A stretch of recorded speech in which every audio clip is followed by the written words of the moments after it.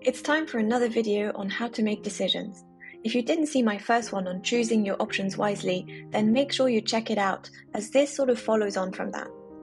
As a quick reminder, what we covered then was how to know what's a good or a bad option for you.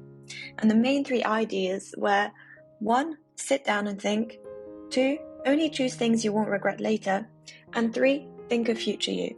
Now, once you've figured out what are good options, you might still be struggling with decision paralysis. All your options might seem as good as each other, and there's no obvious best answer. For today, I'll just focus on simple everyday decisions that have fairly little impact, like what to wear, what food to eat, what movie to watch. Important life decisions will be addressed in a future video, so make sure you're subscribed so you don't miss that one as well.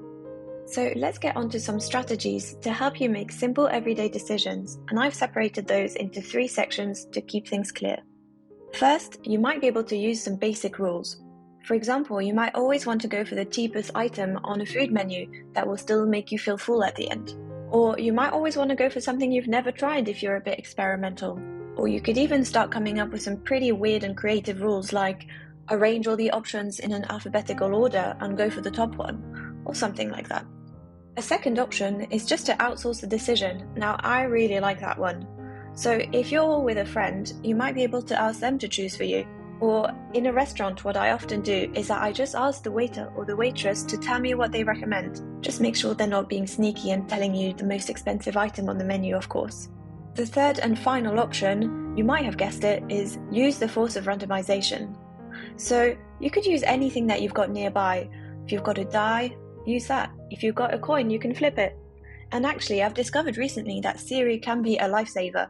We've been best friends since the day I discovered that I could say, "Hey Siri, roll a die." It's 6 this time.